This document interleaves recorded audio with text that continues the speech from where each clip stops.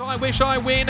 Down the outside is Espiona. Also Bella Nipotina and Private Eye down the outside. I Wish I Win. Bella Nipotina. I Wish I Win. Bella Nipotina. They hit the line. Oh, it's a bobbing photo. Welcome to Bet Doctor Behind the Curtain. Look at how pro punters operate. I'm your host Scoot. I'm in Knots here, and I'm with Jane Walter in studio with me. Can I call you Jane? John. John. For $1,500 an hour, you can call me whatever you like. Wow, that's a nice sort of look that you're rolling with the red lipstick. Mate, I'm trying to find a way to raise money, and no matter what I try, I'm just going to different levels until someone finally donates to this poor little fella. But, I keep losing, and apparently this is my punishment today, and you're sharing in the punishment, so that's good. I like it. Tell you what, if you threw a blonde wig on, you'd be right in the mix. DK, you still with us? Are you on the floor? Just what I was going to say, Scoot. Next, surely it's got to be the wig and then the dress and then the whole shooting match. Just add it to the punishment. So put that. Oh yeah, what a geez. That's a sight for sore eyes. Anyway, hello Nico. How are you, mate? I'm good. That's got the show off to a good start. Yeah. Jesus. Nearly brought up me toasted sandwich. I did. Jeez. We'll be bringing a new audience to the show this week. I think this will expand our horizons. Will it? Yeah. Oh, I'd like to challenge that one. Interesting. It's been an interesting week. It's been an interesting 5 minutes walking into the John walking on set here. But DK, we often joke and talk about it, about killing horses and putting the kiss of death on them. But a horse that you've tipped recently, Alvale Big Jimmer, a horse that we've backed a couple of times, tipped the deck and it's Cactus. Yeah. Yes, well, so we, so there was, actually it was pretty, I was reading, so Mike Sheen, what's happened was Big Jimmer, who I tipped a couple of times and I'm cured of, but he's hit the deck and collapsed after track work and died the other day very sadly, and then Mike Sheehan, who's a part owner, penned not a eulogy, so to speak, but a sort of story about him and how sad it was, and yes, you do, it made me reflect. I mean, I've had a horse, I've got a little, on my Facebook page there, I've got a banner with a beautiful little foal who unfortunately died on me. And as Mike said, it's heartbreaking. I thought it was quite sad. And Nico, you know, your dad's you've got horses and things like that. So we punt, we have a go at things here. But it was sort of I was a bit sad that watching. I heard about poor old Big Jimmer and all the owners, and because it was about Jim Steins and had all the Melbourne people in it. We knew Jim Steins' story. So, but there's certainly an aspect there, isn't there, Nico? Oh yeah, for sure. Like I was thinking about the other day, when you have like horses, they end up racing till 9 or 10, like they've been in your stable 9 or 10 years, like they become like a pet. Like that's how long you have a dog, isn't it? And those kind of things. Speaking of that, Carlos Shani Ladd died this week, didn't he? Yeah. He raced till he was 12-year-old, fantastic horse for his owner, and unfortunately got sick and died. So it's just one avenue of the sport. It's just something we have to deal with, unfortunately. But I thought there was a good just at the end when Mike Sheen told a mate that he's buying another yearling and he hasn't had much luck over 20 years. And the friend said, Mike, you're too old to be buying green bananas. So it's get into the tried horse market. I think that's the tip. People who get older, less patience, get in the tried horse market. Buy ripe bananas. That's the go. Right, ready to go. I think, Britannica's pulled up with a slight tendon tear, so I think we're going to retire him. He's done a good job for us, so I think he'll. You probably won't see him over the sticks again, but super honest and don't need to try and squeeze a lemon. He's given us his all, so even better run in the Briley than it first appeared because he was sore. So what a try he's been. Doomben track bias, interesting one. Fence was completely off on Saturday, so we ran a poll and 74.3% said that they prefer the fence off scenario, and 25.7% said that they prefer fence on, and I gave a couple of examples. But I actually, as a punter, I think there's more chances in the race, and it's better, and from a wagering spectacle as well. Probably not the best look, but it's easier, and I feel more confident to continue betting on when the fence is off like it was last Saturday at Doomben. What do you think, Jane? It's not ideal, is it? But it's easy to handle than fence on fire because that's when tactics and madness normally comes in when it's a mad rush. Whereas fence off, you can kind of navigate that, can't you? You can kind of predict who's going to do what. But it sometimes takes speed out of races as opposed to fence on, putting it in. So, yeah, I agree. It's easy to navigate for sure. Boys, are you still with us, or have you? You're still able to get it? No, I won't even go there. I'm struggling to hold concentration, but I'll get used to the look. I should be already. DK? I don't know. I just don't have really any thoughts, Scoot. Like it's, we've seen so much through the Bull Carnival, and I even had a meeting at Geelong the other week where you just couldn't make any ground at all. But yeah, I don't really have any thoughts. It's an outdoor sport. The jockeys navigate whatever the conditions are. They walk the tracks. They steer the horses. But yes, more horses get a go. Fence off. I tell you what, a weird one is the Warrnambool one's incredible because the times out of it for those horses that were on the fence seemed like they were all super quick. Like that 2-year-old, I know it might have been Cook that came up and whatever. So the combination of a fast on pace, like trying to do form off that, and then I'm filthy. I missed La Parrain was in yesterday. I thought it was an enormous run at Warrnambool against the bias, and like even navigating the ratings guys. How do they get their head around a fast rail where it's obviously a time advantage as well as anything? It's that's one for the good guys here, the video watchers, that Warrnambool meeting, because there's been umpteen horses since who have been back wide off that rail, how that have gone on next start and really run really well, either won, elevated. So there is the opportunity there as punters. Okay, you don't get many edges these days, but edges these days are penning horses who are against the bias and then being on them next, being with them next start. So I don't mind a bias track in that regard. Yeah, I concur. MRC, it looked like I've got a good new initiative here. Race day on Super Bowl, which is interesting because there's spot fires all over the place in Melbourne. We had an NFL party a couple of years back, which DK was sort of very up and about. I would have thought he's a big fan of Super Bowl from what I saw that day. But I think it's a great idea for the MRC to sort of try and get a hold of a couple of these and put on a race day and get around it. But tell you what, the one thing is it'll be interesting to see what time they start the races, because by sort of once you start drinking at 9 or 10 o'clock in the morning, you are well on your way by sort of 2 o'clock. And they do have a propensity, race courses, to push you out a little bit too early on a normal race day. So it's either going to be a really good thing and they're going to open their eyes and say, hey, we should be staying open for longer after the races, or who knows what it's going to be. It's going to be an interesting spectacle, but I think good on them for trying to own the day, because Melbourne's crying out for something big on Super Bowl day. Thoughts down in Melbourne? Yeah, great idea. That's a terrific day, but even being outdoor, if the weather's nice and you can be outdoors somewhere, and watching on the big screen, the only thing about that day where we were, remember, it was dark and everything in there. It sort of that suited me. 11. Yes, and look, it could get a bit rowdy, and yes, when they start and finish the races and handball you off, you sort of want to. Those when we were there the other day, you could park there. So but I love the initiative, and certainly getting more eyes on the sport, and I think RV is going to help them with promotion and everything. So that's good, isn't it, Nico? Yeah, like there's got to be some new avenues that they try with things like that, and I think Super Bowl day, that is a day where you get, their demographic they're trying to focus on, like sports younger fans. punters, sports fans, trying to transition them into racing. It'll be interesting to see. Probably someone's going to be there, sort of how it all pans out if everyone come, 2 o'clock in the afternoon's getting a bit rowdy. But I think they're trying, which is all you can ask for, isn't it?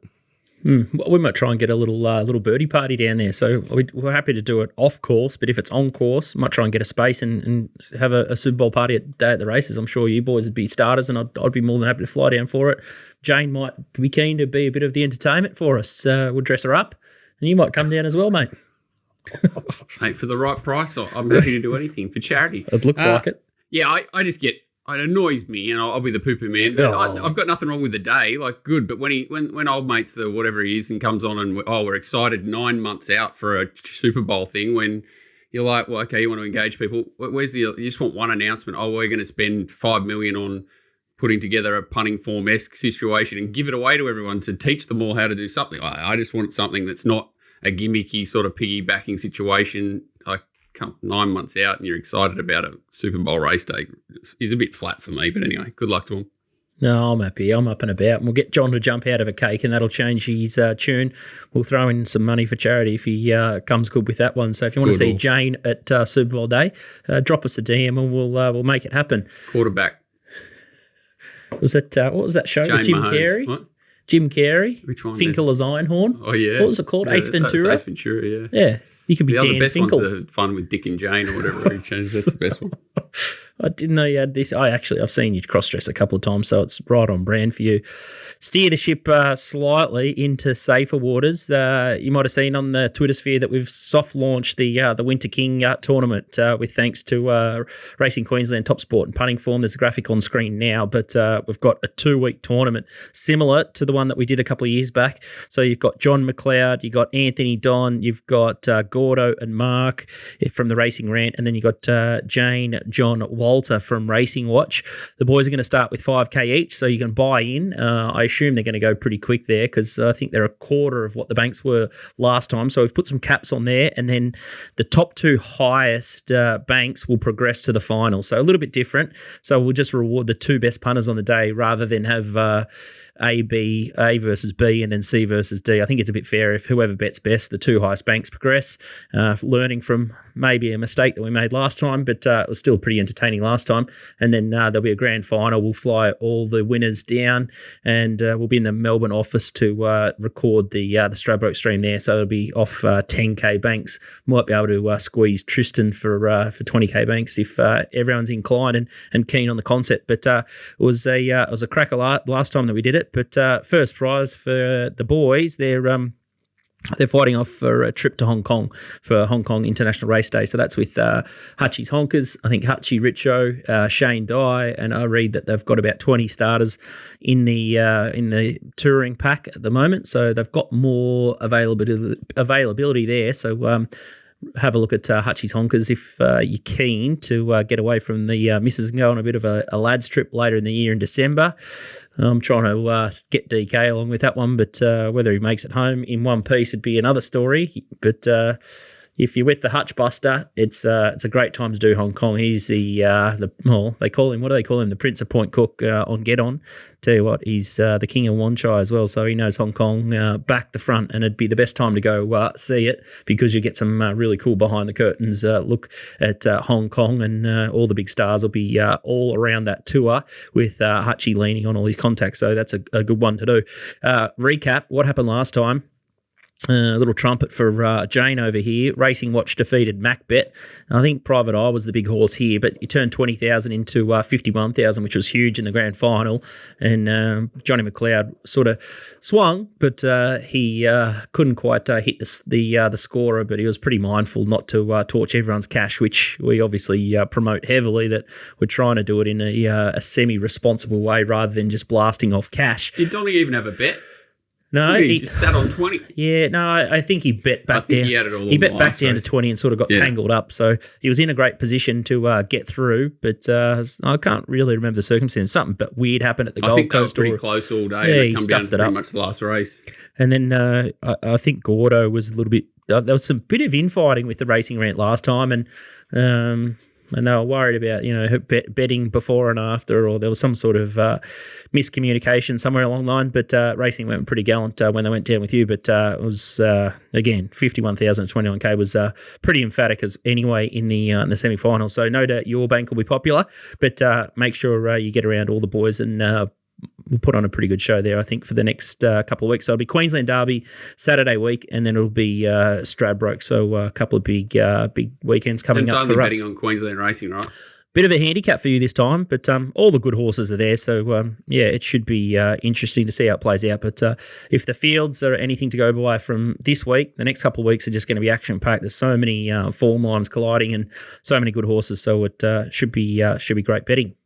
Should be. Excited? Awesome. Oh, super pumped. Yep, I think it'd be good. What, DK? How long does makeup last? Everyone's looking forward to those ones. What about the mug? What about the mug during the week calling out Benny Scarf? Did you see that?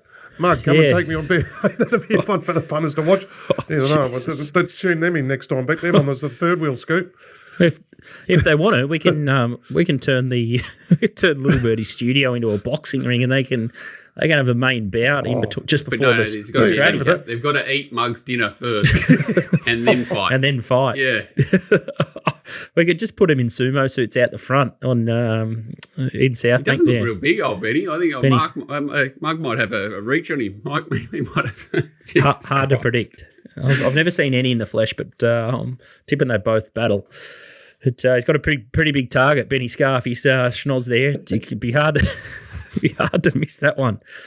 Today's show is going to be good not because John's got makeup on, but Donnie bounced back with Lazura. You were also keen on it for Donnie's best, so it fell in, but it was a pretty good win. So that horse has got some serious upside. Spring Lee is...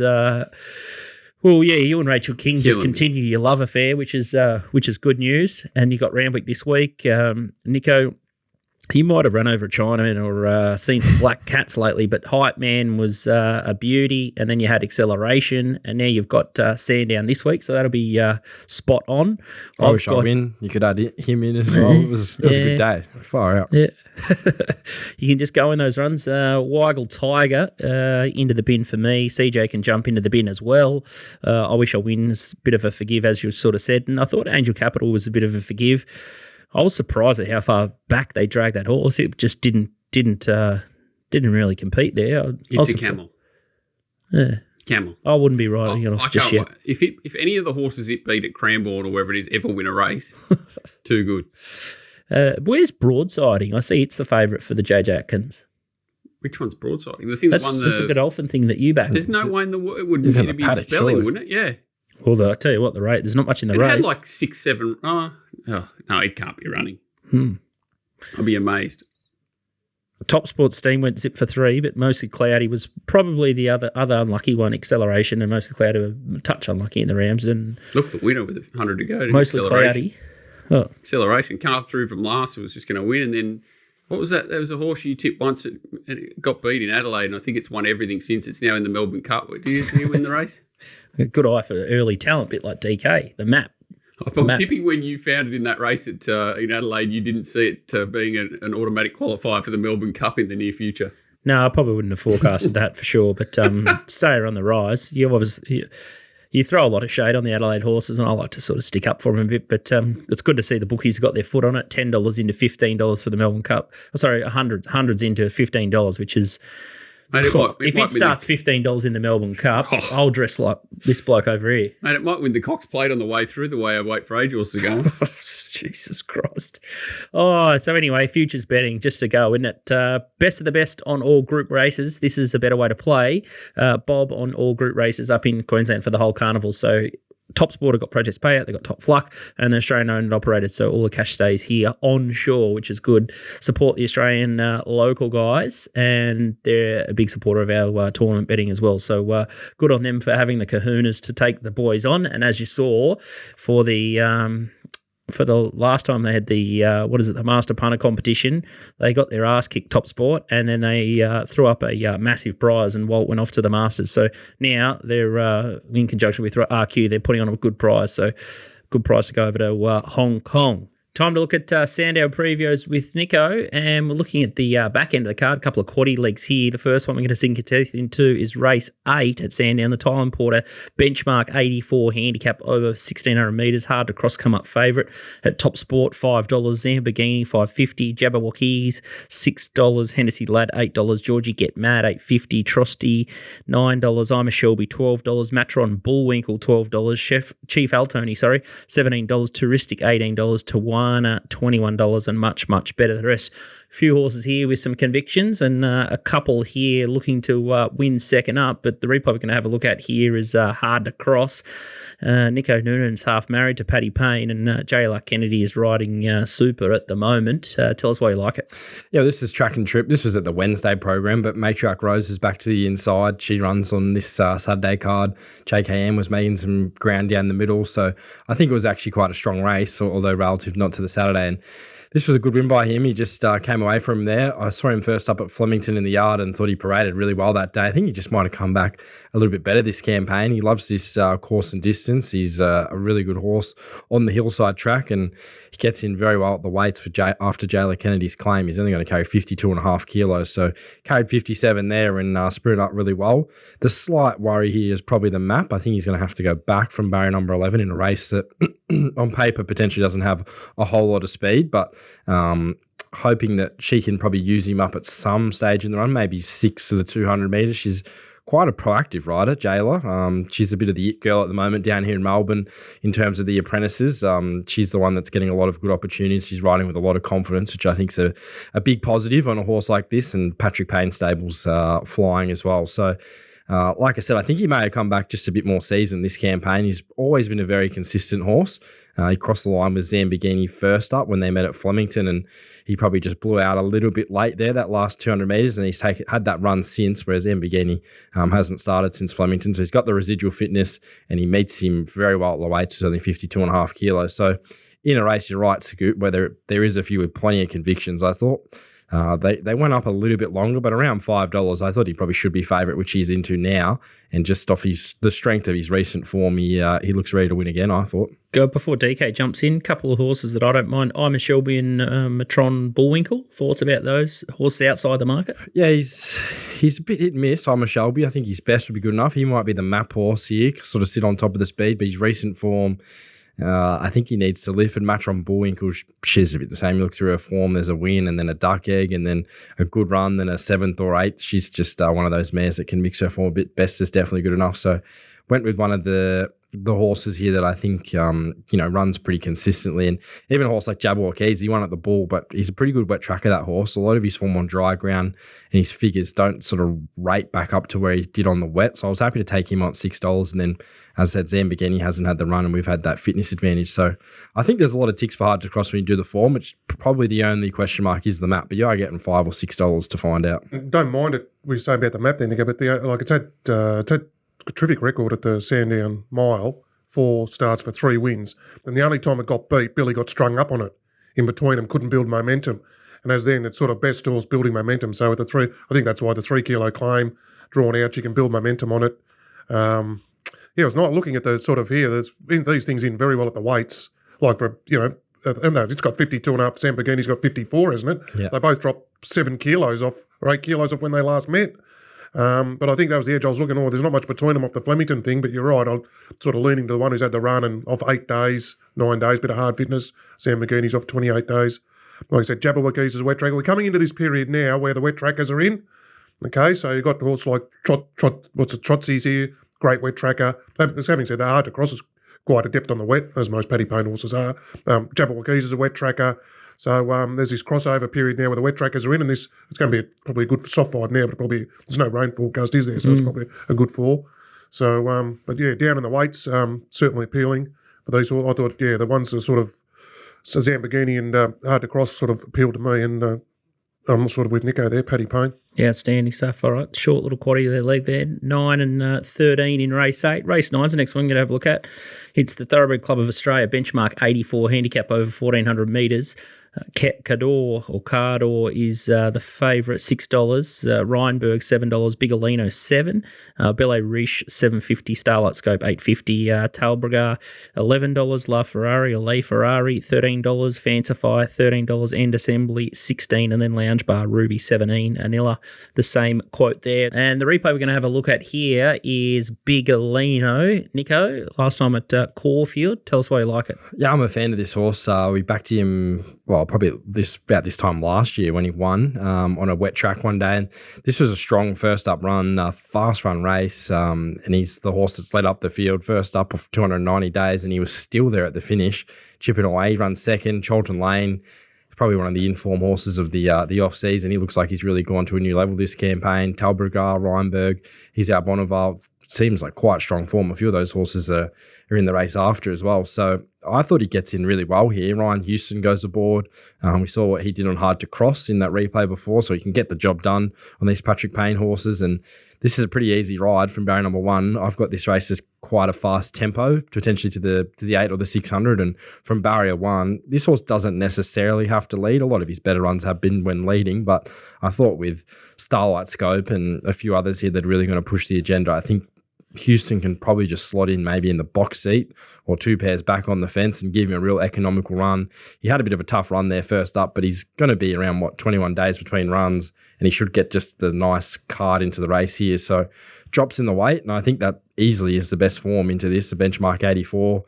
There is a few question marks here. You got the Bustin Young horse in Cador, who has jumped out well. I thought they went up a little bit short, but he's been drifting out to $6 now. And Bigolino definitely looks like the horse he has to beat. I thought the jump outs were good. His UK form's a bit hard to sort of line up, but looks like a horse with some talent. And then if you're going to go looking outside of that, I thought it was a bit of a raffle. So I think Bigolino will look the winner at some stage. Maybe Cador is a better horse. He looks like a horse that has could get to a good level here in Australia, but I'm happy enough to take him on first up and think Bigolino is really the horse to beat here, and around $7 in the early betting. I could see him starting much shorter, just with the right run, and a horse that pretty much rates consistently throughout his career. He's got a lot of ratings that are very similar on the data. So when he rates up to that level, like he did last start, it was nearly career best first up. So if he's even going to improve off that, I thought he'd be pretty hard to beat.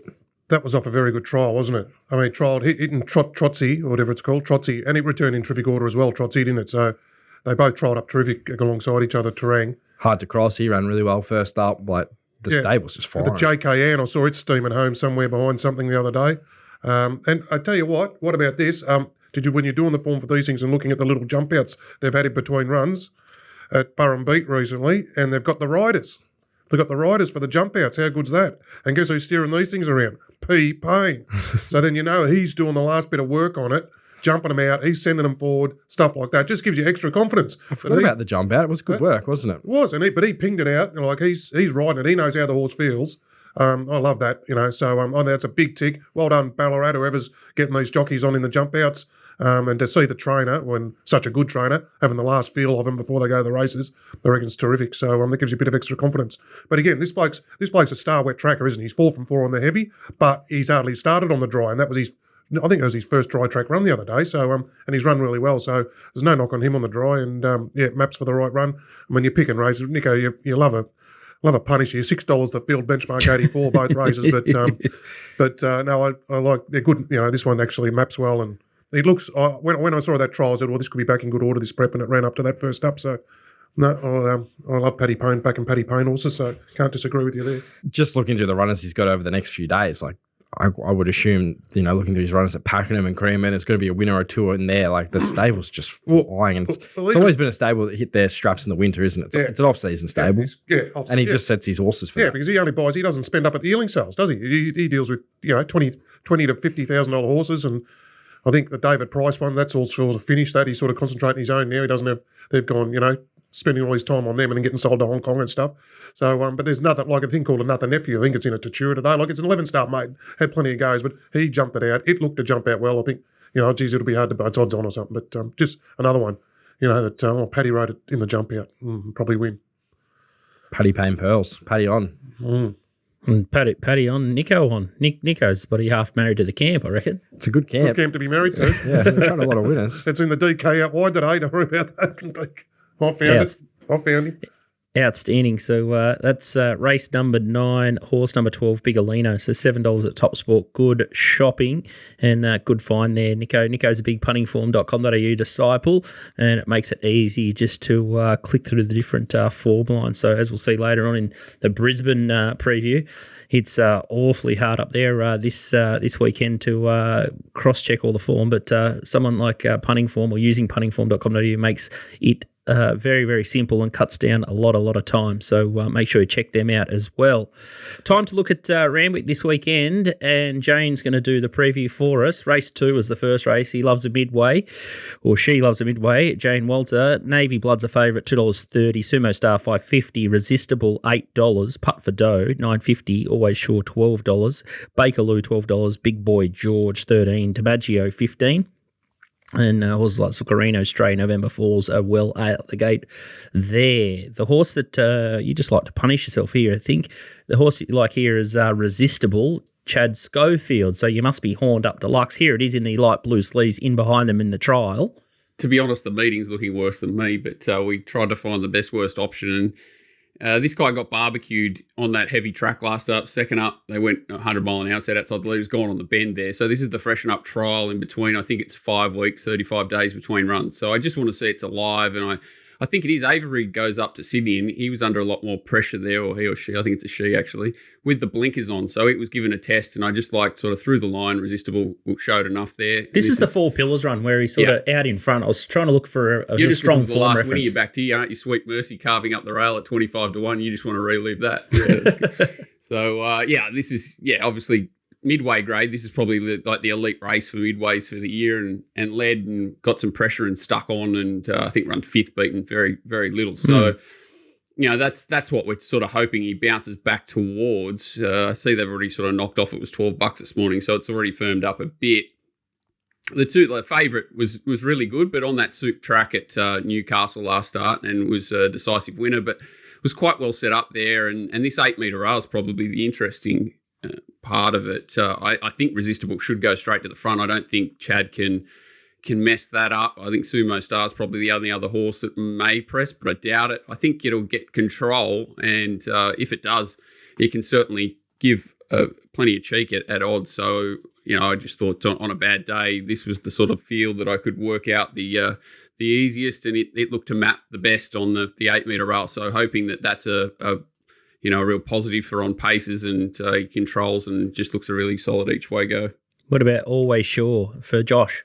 Yeah, so, well, again, it was just given a sort of peach by TC last start, wasn't it? So it's drawn wide here, isn't it? It's drawn 10 or something, and likely to be sort of second half of the field and have to circle them, which is probably where Navy Blood will be. So they'll probably both be midfield or worse, and I'm hoping that sort of Resistible can lead boot and that their task is too big. That's the thought plan. I think there will be a bit of dead wood in between too, which is always handy when you're sort of backing on pacer, and the dangers are the sort of midfield or worse, that they've got to come around a few that maybe won't give them a nice trail up. So hopefully they're sort of paddling on the turn and have to come wide and circle, and Resistible can hang on. Yeah, outstanding. All right, takes a lot for John to get horned up over Chad Schofield ride. So just a little note there. It's like when he finds Rachel King, you must bet. It's just got to be an auto bet, jobby. Have you seen the riders there on Saturday? Oh my goodness. Yeah, well aware. It's there's some interesting stuff up in Queensland as well, which we're going to go to next. You're going to brush the rest of the Randwick meeting. So if you want more of that, make sure you check out racingwatch.com.au, where he previews all races.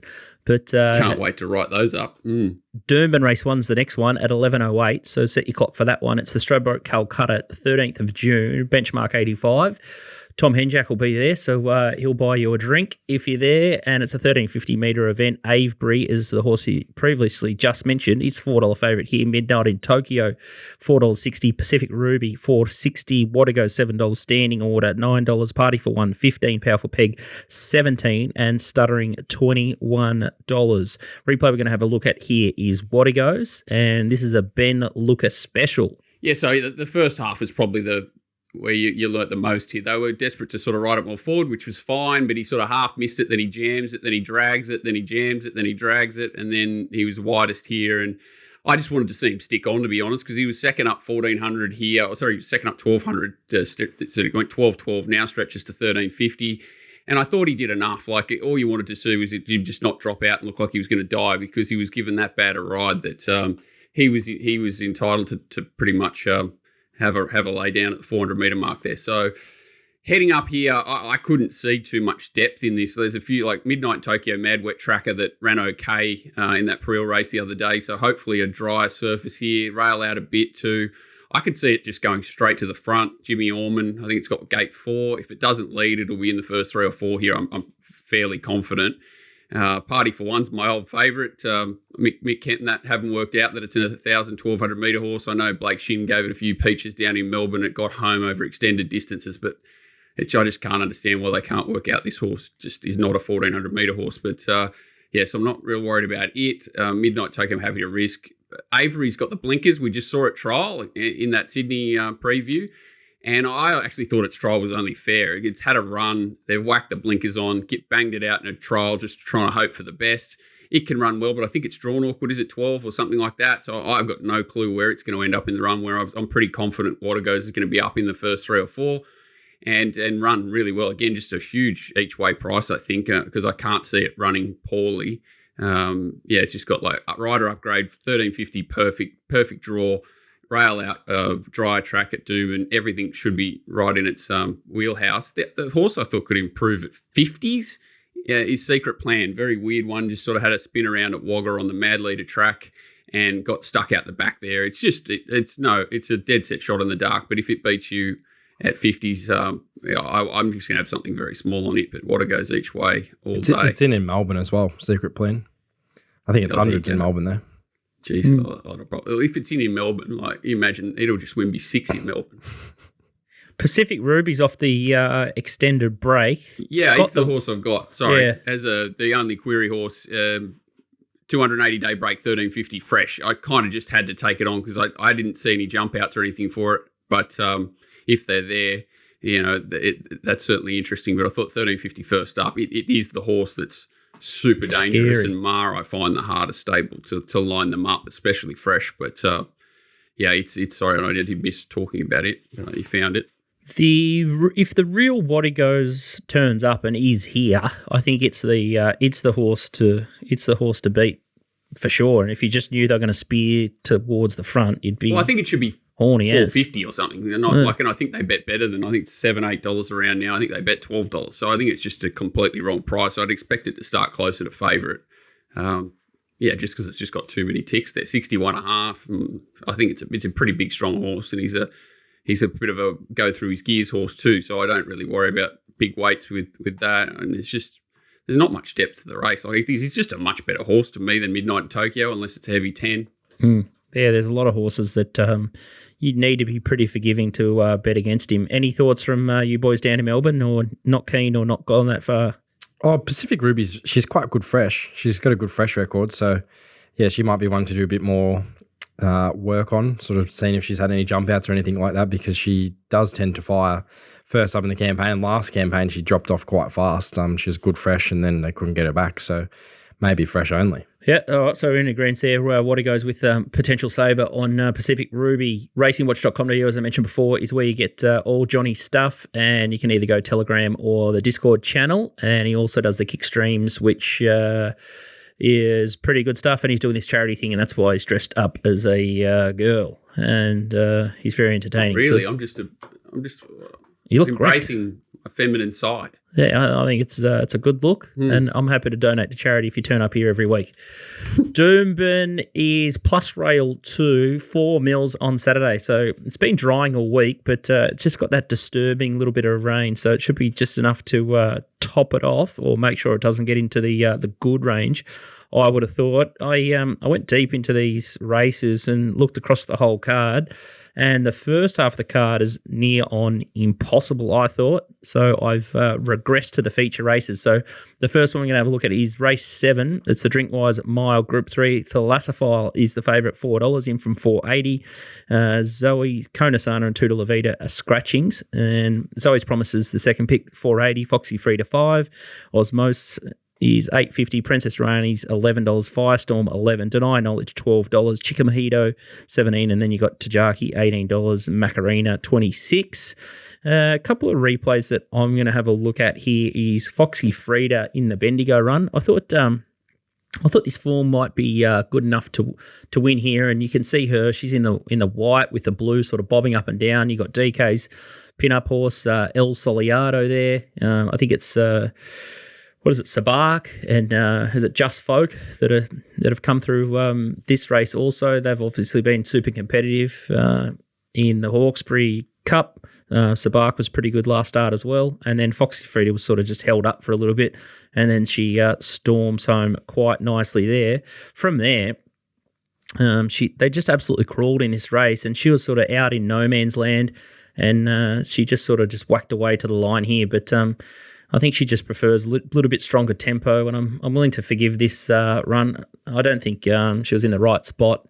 I think they went, 17 lengths below, so it was just a complete joke of a race, and she's just had a couple of just bad circumstances and things just go against her. If you go back even further than that, in the Coolmore Classic, I thought Billy Egan absolutely slaughtered her. First up, she was quite good in the Treste Stakes, and this horse is definitely a horse that can run out a really strong 1,600-metre race, and Deny Knowledge is just the fly in the ointment here. Obviously, it busts up a lot of different races. I'm not sure what this horse was doing, really. Like, its preparation is quite remarkable, Deny Knowledge. Last seen in the Chairman's over 2,000. It was in the Mornington Cup before then. The Easter Cup before that prior was in the Coolmore Classic. I'm not sure, and I said this in Walt's chat room, I'm not sure if the horse is kidding to the camp or the trainer's trying to play games with deny knowledge, or they're just flat out trying to kill the horse. But what you do know is it's just a tearaway mad sort of leader that puts pressure into races. And so then I sort of went back and thought, okay, who's the horses that are going to benefit most from that? And I thought Foxy Frida was clearly the horse that was weighted well enough and could run out a really tough 1,600 metres. And then I sort of gave other chances to say maybe Princess Rainey's. And then there's just a couple of horses that I'm just not as convinced a real strong mile, and especially looking at the weight scale that it's going to be their cup of tea. But Foxy Frida looks a safe bet, and I guess Shin gets a chance to atone a pretty average sort of steer over in Adelaide. Yeah, there's a lot of angles to this race, isn't there? And I wanted to sort of find Osmos coming back to a mile, but like you say, there's just endless potential pressure. Sort of deny knowledge, Zoe's Promise, Osmos for sure. Thalassophile being favourite is nearly laughable. Like, it just got the best run you've ever seen in your life on that track the other day on conditions absolutely to suit. Firmer that gets, the worse it is for it. But the race shape will help it, but it's just not a $4 horse. Sonora's got good speed. Actually thought the 3-year-olds might do something. Firestorm's runs were really good. All 3 runs on before last start on that heavy 10, and it was just too bad to be true. It really was. So soft draw, Willow, back on a dry surface. It could be a bit like that horse that won the last Ipswich yesterday. What was it called? Almondari or whatever the hell it was called. It could sit 3 back the fence on a firmer track and jump out of the ground without surprising. And I don't know what price it is, but I'm assuming it's odds. The one down the bottom, Chikamito, went okay as well, but just got a bit of an awkward draw to overcome. Probably has to come and circle with your horse. What's it called? Foxy Frida. So, I think I'd side with Firestorm just because it's going to get that conservative run, and it, with a bit of luck, could run well, whereas the other horse having to circle with the more experienced horse like Foxy Frida, Foxy will probably get over the top of it. But I think you found the right angle. It's probably a little bit of a pattern race, isn't it? If they're running down the middle, Foxy Frida's going to take all sorts of holding out, you'd reckon. Any thoughts down there in Melbourne? Well, she's proved it. She went from, I remember last year, this time last year, she went from Adelaide Carnival up there, Scoot, and won, Foxy Frida. So she's proven doing that. And the only other horse I saw in the race that I had a horn was good old Princess Rahani's. Remember her, Scoot? That was when I kicked off DK out wide back in 2021. And she was the first bet. She was the first bet of the whole joint, 7 to 250, and home she went, God bless her. Don't know what I see she's with Golan now and used to be with Moody, and she hasn't won for a while, but good old Princess Rahini's always have a very soft spot with me. Did you ever think she was going to aim up to a Group 3 over 1,600 metres up in Doomben? Did you ever? Well, she was on the map 3-year-old. For me? She was on like a 3-year-old stakes path then, but yeah, she was. But I don't know. I haven't done the form. Yeah, but interesting. She's still ticking along, right? 6-year-old mare, nearly probably rising 7 now. Nico, anything? I'm not sold Foxy Frida. I'm not sold that she's going as good as she was previously. I had a bit of a knock on her at the end of last campaign from the yard, and the few things I saw first up, yeah, bit of her ratings and that. I just think she's going through the motions a bit. I know she was too far back, and like last race you couldn't probably guide her off given they went 20 lengths below or something to the 600. But even her runs prior, like Bendigo, she had a good enough run to be there, and she wasn't really challenging. So yeah, I'm not sold she's in that similar form she was to, say, this time last year where she would have just won this race. So I'd probably look around her, to be honest, but I'd probably have to do a bit more deep diving into the race. I did note Maracana won last start easily at Cranbourne, and then if you go back to the spring, she was right on the heels of Thalassophile and Osmos in the stock stakes at Moonee Valley. So given that, she probably doesn't look the worst at 30s. Yes, it's going to find mares race.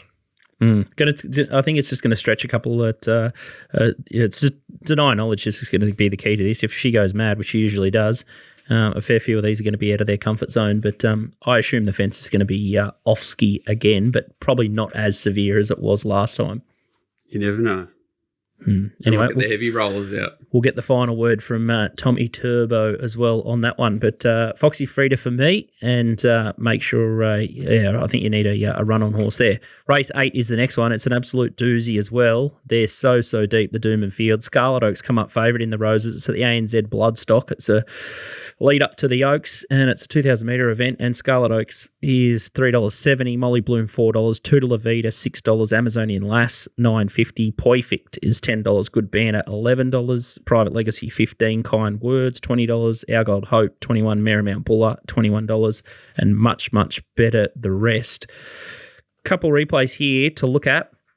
The first one is the Gold Bracelet, and this is Amazonian Lass that wins in the yellow. The horse that went back a fair way and ran pretty well, I thought, is Molly Bloom. It's in the Dan Kelly Aussie Kia colours there. Yep. The Sun coach is my captain's my footy team colours, but I just love the way she sort of chases it. She was miles back on settling, Molly Bloom. I thought she was running the race here, and then held up all in the straight. And she's probably, if they run that race over a few times, I think she's probably the rightful winner there. The next race that we're going to have a look at here is Good Banter, and this is Good Banter in the yellow and black with the white sleeves, and that's Autumn Angel, I think, Insider. It is Autumn Angel, yeah. And there's a heap of winners come out of this since. So even the mighty Ahariri back there running about 10th. File up. Yeah, you can just sort of see her coming into it there, but I watched this race closely, and I really like the way that Good Banter switched off. She just looks like a stayer that can position anywhere, just does whatever's asked of her. And I thought she was she just looks like a stayer on the rise, Good Banter, and I like that she's kept a little bit fresh for that for this race compared to a couple others that might be a bit beaten up. The other horse here I like is in the Hickman colours, and I think Willow just missed the boat a little bit here. He had her in the perfect spot, and then just didn't pull the trigger early enough. And you've got to work Adelaide into every angle, haven't you? And then she sort of rattles home, and you've got Vibrant Sun and then Coco Sun. They're out holding her off late, but crikey, she was strong through the line and she just wasn't stopping. She was like a complete train. So I think the hole in the market or the weakness in the market is Scarlet Oak. I'm not sure what she beat at Newcastle. Camels. Yeah, well, there you go. So it's Camels. So I thought Molly Bloom was entitled to be favourite, and I wouldn't be surprised if the market pushes her into favouritism. And then the horses that I thought were value were Good Banter. It's opened up 16 into 11. I thought you could have something small on it or keep it a winner. And then Private Legacy is drawn barrier 16. It's got Craig on, and she'll be absolutely rattling home. So I think they were the three horses that appealed most to me. Yeah, I was just in shock when I saw the betting. Like, it just it won impressively. Scarlet Oak the other day, but it was on that gluey track. It was in the right part. They all went left when you couldn't go left, and left it alone in the best part of the ground. They walked and it spread it up. So it's gone 14 in New Zealand, March 13, come to Australia, ran okay. Got whipped by Konasana, who's come out and, it's pretty hard to line it up. It's had no luck and whatever, but that race is still a bit weird. Then put a gap on Nana's Wish, who's a hard fit, honest horse, but no star. And as I said, it half looked like a one-goer. I'm not saying it was, obviously, but it just looked like everything that could go right did. Off a heavy track, now onto a better track. Okay, it's got potential upside for sure, but fourth reference, it's a horse in this race. Like you'd say, it's 20-1. I can back it, and it's 5-2 favourite. I couldn't get my head around it because, and then went looking like you have for the right horse. Good Banter. I didn't love its trial in between, but I did love everything it's done before that. So, you've got to be forgiving of that. Molly Bloom obviously very unlucky, and that race is smelly. Toodle Avita, he's just paid $37 million for Mr. Resolute Racing. So Chris Waller will be desperate to get a result for this out of this horse. Whether it's obviously this is not its target, the Oaks will be, but still, this is probably actually the race that it can win because it didn't really run that trip out super strong in the Oaks. So maybe they have tried to target this, trying to win this race. That's it. So Toodle Avita's dangerous. Amazonian Lass is it's hard to work out how it went around $15, $16, $17 in that race off its run first up. It's obviously a super solid Waterhouse runner that won the Wakeful. So she can win. Private Legacy, I agree with you. There's a lot of horses in this race that can certainly measure up. There was more down the bottom. Was there? Our Gold Hope's not hopeless from gate one. Only beaten half a length by Kintyre, 3.5 by Orchestral.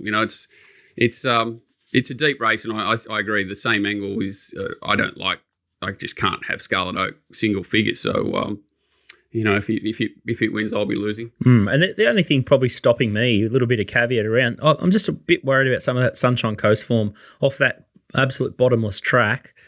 Well, I think Molly Bloom should be favourite, but am I going to steam into it off the heavy track? I might have just not sucked the guts out of a few of these horses. So a little bit of an asterisk on horses coming through that meeting, just in general, until we sort of see them come out and bounce off it. I'd be wary taking short odds. I'm surprised to hate Scarlet Oak. I know it sort of had everything in its favour last up, but aren't the rest of them just beaten up? Like they're just going around against each other. You can tie them all in. She's the only horse that looks like she has any proper upside that could be just better than a few of these fillies. So, yeah, I know it probably doesn't line up on, say, punting form and a few of that because she's been in slowly run races, but she can't have done much more than what she did in the back end late. And the other horse I thought that hasn't got to mention at all, I know we've mentioned half the field, is Poifect. Led at a fast tempo last start, still come home in some of the quickest closing sectionals of the race and has a $6.50 SP against a Dozy in the spring, who probably is the best 3-year-old filly. So that looks enough for me. Form, so I can't believe it didn't get a mention either. Yeah. MD, good staying rider. It looked well in at $10. The Vibrant Sun form looks all right. I'm just saying that Pilot Error was the only thing that cost Private Legacy the race. So she was absolutely rip-roaring home. If you think Vibrant Sun's a good horse, you have to have something each way small on Private Legacy, don't you? All I know is Aussie's very excited about Scarlet Oak. Oh. He handed me the phone the other day. He said, have a look at this, will you, against the old horse's third start in a race. Have a look at this. And he gave me his phone and, where is it, down on the inside there? I said, geez, it's pissed him. So third start in a race. So it is what his first prep, isn't it, or something like just about still in his first prep. Literally first prep, yeah. Yeah, literally first prep, where Molly Bloom's in its second prep, had plenty of racing. Pleashins had been over to New Zealand to ride it. But yeah, both off. I mean, I'm always wary of heavy. They said their Sunshine Coast track was a heavy 15 if it went to that rating, didn't they? And it was a heavy 10. The other one's off a heavy 9. But Scarlet Oak, plenty of upside. So but off. It's only the price. It's only the price. Yeah. It's got J-Mac, exactly so like J-Mac, and they're all prepping up to see how they go for the Oaks is next, isn't it? So the that is the key. It's not a grand final race for anyone. It's a clean up for the Oaks, yeah. That's another reason not to be diving into the shorts as well. Oh, yeah, she should be trying for her life, there's no doubt. But, yeah. I like your angle with Tutor La Vida. Poor old Johnny Stewart, the mad American bloke. Like, he'll be feeling pretty sore if Tutor La Vida doesn't give that a shake. Well, it's been dead set flattered so far, but only got beat half length orchestral, but that was the ride of the Carnival just about from Nash that day, and you wouldn't think she could finish an inch closer, and she got beat 3.5 in the Oaks, which is not bad. But they paid over $3 million for it. I think it was 3.5 or 3.7 or something. He's got the right idea, Johnny Stewart. He's buying tried horses, just at a very steep price. Right bananas. The right bananas are all ready to go Rocky in the next couple of weeks. Don't worry about that. The right bananas. Hold the phone. We need to win a DK. Jay Stewart might be the right banana after Saturday if Tutor La Vida doesn't give it a toot. Race 9, 4X Doomben Cup. Great drop, the 4X Gold up here.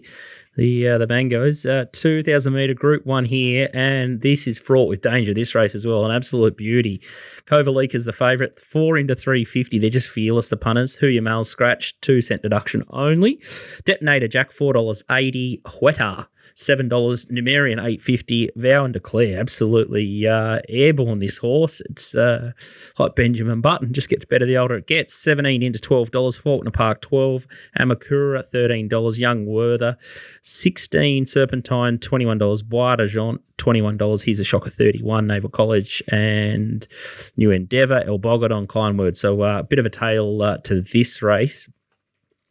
Let's have a look at a couple of replays here. This is the Hollandale Stakes lead up. Tommy Berry's on the favourite here, Huetar, and the only comments whale out the back for Huetar was slow to begin. I thought this is one of the biggest barrier trials I've ever seen in my life. He only sort of got up at it with 300 metres to go when stablemate Numerian was sort of off and gone. It was like Nash versus Tommy, who could give the biggest barrier trial. It was the weirdest thing of all time, but I don't know what they were barrier trialling for. Just Folk is the horse second there that I referenced before, and then Kovalika is the horse running into third. The next one we're going to have a look at here is Detonator Jack, and Just Folks, I guess, the reference horse here as well. But I sort of thought this run was pretty good. Like, I'm not sure what the official track rating was. Walt, you might have some insight there, but he was on the fence, and then he sort of had to cart about 7 or 8 wide. So he would have lost. It definitely wasn't a good far on the inside. That's for sure. Yeah, he sort of had to change his tack there, and I thought the run was all right. The query with him is, I guess, the 2,000 metres and a strong 2,000 metres, given that there's a couple of interesting speed horses in this race. Horses that go it's an interesting race, and Numerian, I thought, was probably in the right spot, but he was first up and he did a good job against them. But as you say, there's an asterisk around it because Cove Leak and Weta just got so far out of their ground, and it looked to me like they were, especially Weta, was given a trial, and obviously the market was so hot for Weta. But Tommy must have been just there for a look, and especially a camp like the Snowdens. And we keep saying it. We've said it for as long as this show's, I think, been on air. Beware non-grand final Snowden horses, then a big spike up to sort of the big Group 1. I think is Weta trying to win his third ever Doomben Cup? Third in a row, isn't it? Yeah, I think he was trying to win the double 3 times in a row. Yeah, so obviously he'll be handlebars down and trying this time, and it's just a different circumstance than last time too, because we're going from heavy to a dry. The problem is his draw. I think if he drew the 3 gate that Kovalika's got, you could definitely argue he could race closer or whatever, but I don't know how he can turn the tables on Kovalika now that they've got the opposite draws. Like Kovalika should just bounce. Like I don't think I've ever found this horse in my life since it was a dead set, maybe third start in a race, just because it's been run in so many of the wrong races. But crikey, like it just screams like Nash, 4th, bang, wins by 6 to me, potentially, especially the way, some of these Waller horses are going. But I don't know what to do with Numerian. It's one of my favourite horses. I've been waiting for it to do that for a long time, and it just never has. So I don't know what it just went too good to be true, didn't it? I don't know what that was. And if it repeats that, it can run well, but you kind of got to, I think, be a little bit against it repeating that. I've never found Kovalika in my life, and this is the first time I can't see how it doesn't run extremely well. Who Your Mal's interesting. Timmy gave it a bit of a sore back Scratched. there. At the Sunny Coast, it scratches it. So, well, it's very interesting. It's probably not going to win then. Well, if it's not scratched, if it's scratched, I've dead set got Faulkner Park. Is it still in? Faulkner Park's there. Its win at Wagga was insane, the way that track was, and its win at Albury was solid too. You're talking about Albury Cup, Wagga Cup, Doomben Cup. Pretty embarrassing weight for age, but the way he's going, he's probably just going a little bit better than most of these, but I think Kovalika if it doesn't win, it'll never win again. Quaddy numbers, because I love them. New Endeavour, any chance at $51 on the backup, knockout, Gaybot? It's got a chance because it's got 4 gate, Willow and whatever, but if it couldn't put Spirit of Ridge away, you'd think it'd struggle to put these away, but it's peaking here. Yeah. I thought we might have been in a knockout, and he's a shocker is probably the other one, but at the weights, it's probably not really suited there, so he's around the Interesting 34. Timmy rode New Endeavour last week, and now he's on Serpentine here coming out of the Sydney Cup. That's a bit of a weird one. Well, exactly, and the race sort of doesn't end there. Then you got Vow and Declare going super. Amakura is just completely in the abyss. She looked like bloody Farlap back at Flemington, and obviously last year's Oaks winner, and she was just terrible.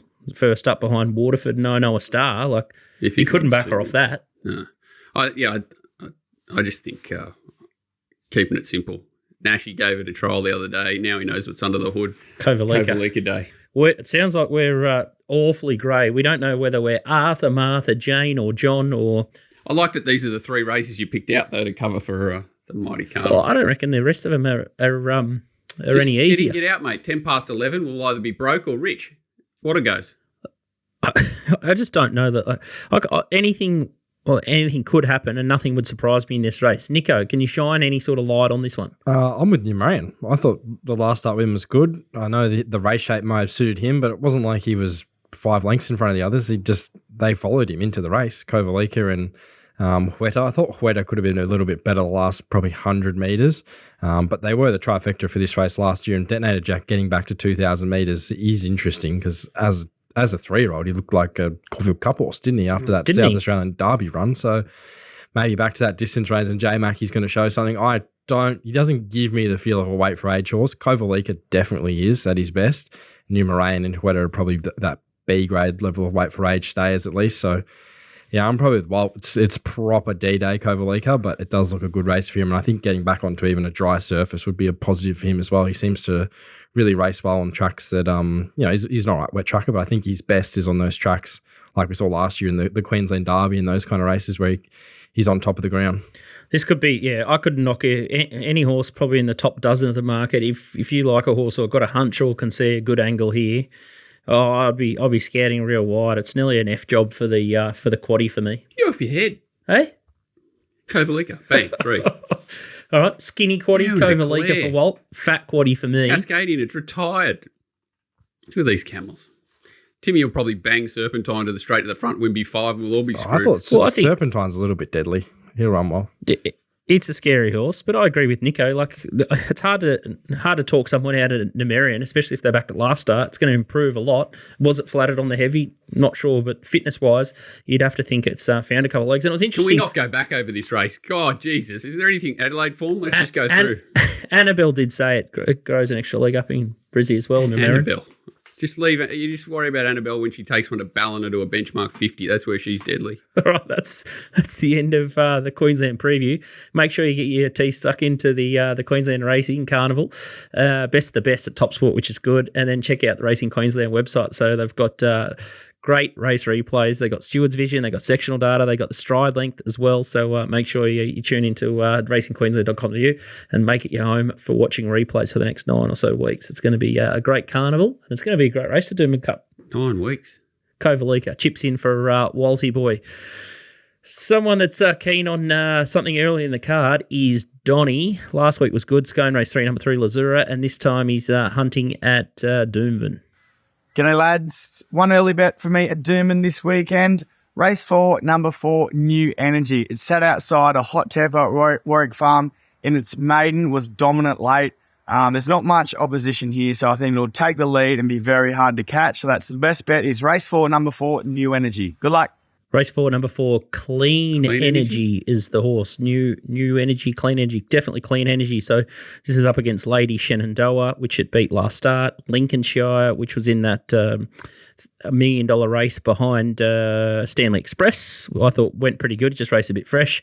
And then Zatanna, Poster Girl, not surprised. That was the Donny Steamer at Sunshine Coast, not surprised. But 13 into $2.50. She's pretty good, but she did have the absolute dream run there the other day. The inside was off, and Hippo rode this horse perfect at the farm. 1,000 metres, one bend, just sat wide and was never in doubt. I think Lady Shenandoah can improve out of sight. $12 they went up. Wow. They went up $3 Clean Energy as well. But yeah, I would have happily bet till my backside bled each way on Lady Shenandoah at the $12. I think she's the big improver. Yeah, but Clean Energy, huge sight. But they're both 1,000 to 1,200 off heavy tracks. That's my only little scary one. It's never easy, especially for young horses, but they're both very, very nice horses, I think. Outstanding. Doomben TopSport Steamers, the first one here, get straight into them. Doomben race 4, number 9, Lady Shenandoah. As you said, first price posted was error, so TopSport missed the $12, but someone's clipped them here. It looks like a bit of a partial too. $2.20 at $10, so now it's into $6.50. Doomben race 8, number 9. This could be my bet. Good banter, $1.40 at $15. We've discussed the roses. It seems a real weird price, doesn't it? It just seems wrong. Like all that form's so strong. You see even the Angel thing that it opened up short last week against the boys, and she's opened up $15 against the girls off a similar prep. It's just a big price. I think it's a barrier trial, but it's a big price. The Peter Moody lays. Geez, Moods is getting some beat at the short quote. He Auto Major last week. He's got Anisa. Looks like a real weird prep for it. Can't believe he's continuing on. Randwick race 9 is the next one, number 1, and it's Point King, $125 at $17 for this one. Point King, Chris Lee's import. It must be an import or something. It must be an import having its first start. Team for Williams. there you go. Yeah, Curra. So, I've got no idea about that one. But the race itself looks an absolute nightmare. I thought Youth Spirit was the starting point, but I haven't spent a lot of time on it just yet. Danger Will Robinson, this one. It's got Iris at Ledger form, and it's first up 2,000 metres. Market a big guide. That camp, Stinky. And then you got Golden Path, Political Debate, Youth Spirit, Spaycaster. So, winnable race if the horse has got any ability. Karma guys in it. Kuradar was the other one, but I thought it was weird that he's put Reece Jones on it. Just maybe because it's got 54 and there's not a lot of options. He doesn't use Reece Jones very often, Waller, but the horse just looks ready to go. But yeah, it's just hard to read into things with jockeys on Saturday. They don't really have a great selection. All right, so there's the Steamers. DK last week, jogged my memory. Cardiac arrhythmia. Yeah, 235 to 180, and I don't think it would have won anyway. The race didn't pan out properly. It panned out better for the other thing that was the one horse that's come off the ball off the inside, and one was it, Boga Legend. But this thing pulled up with cardiac arrhythmia, if you want to find an excuse, but I don't think there was one. Patient died there. No, we're sticking what I said earlier. We're sticking with the Paddy Payne juggernaut here. Cranbourne 211 tomorrow night. Shy Leah. Got home like a steam train on debut at Camperdown back in, must have been January, I think, by Navy King. How did it do that on Saturday, Nico? Navy King. Yeah, that was... Can you explain that to me? Because I was on Saban. That was a weird race. I was sick. No, Saban's beaten the rest 7 lengths, and Navy King's jumped out of the ground. Anyway, that's pretty good form. Resumed. Off a hot trial. Who? Your Shy horse. Leah, yeah.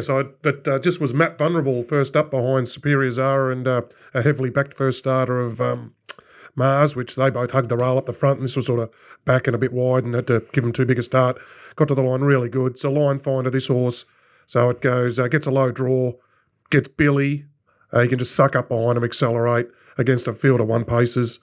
Pretty exposed horses, the rest of them, so Illuminance and the like. So, Shy Leah, thanks. Scoot 211 tomorrow night. $2.50 at TopSport. Might, I reckon that'll hold up, or could it's because it's not going to ping to the front, or it might even get crossed for the box seat. So there might be a bit of resistance in the market there, but let there be resistance because it's got the turn of foot to overcome it. Cranbourne 2, number 11 on Friday. So a nice little bank builder to start the weekend. Fingers crossed. All right, I think that's a wrap from Jane and I up here. Nico, going for a couple of weeks holiday, well earned on the cruise ship. Yeah, it should be good. Cruise. Yeah, the cruise, the cruise. Get Johnny. Johnny will be Johnny Electric soon. Johnny Electric. He'll join Carly as the number one. What do you say? 1,500 an hour, you asked. I'm worried for Scoot when his missus checks does the washing up tonight and there's lipstick all over the glasses. Could be off. No, good stuff. All right. Well, next week we'll be starting to get into tournament mode as well. So just the usual ways to get on board with that one. So go to the TopSport members benefit section if you want to back one of the teams. I'll be Chips in Donny, Chips in Little Birdie Syndicate. I can't influence the outcome, but I can try and help Donny overcome Walt, and he'll need you a little can influence bit. the outcome, mate. You two can put your heads together. That should give everyone their best chance to win. He'll be right. When Donny likes one, what about the late scratching in the rules would be all bets must be in Brisbane or Adelaide. No. So it's a Queensland only tournament. So wherever the races are next Saturday at Queensland, all the action will be there. Got to guess tipser, or I'm in the chair on the Metros again. Okay. Not sure. Well, Scoot, at least you're giving Scoots a heads up this time. Yeah, gig's yours if you want it, DK. I think you've thrived in the role. Thrived. Yeah, I've enjoyed it, the analysis. I think Nico should have to pick the races, though. That would be good. That would be good. Mm-hmm. Oh, hope we haven't upset anyone this week, but shout out to Beck for getting you dressed up nicely. Why do you say for she charity. did this? You're saying that I don't have these skill set? We'll see you next week. I'm running out of punishments. God damn. All right. Jump in our DMs if you want Walt to dress up for the stream next week and you're going to chuck in extra money for charity. He's a sucker for punishment, so he might be able to dress up fancy dress for the tournament if asked nicely for charity. So get your thinking caps on and hopefully we can raise more money for this Harrison kid who's a bit crook. All right, we'll see you next week. That's a wrap from us and good luck at the punt this weekend.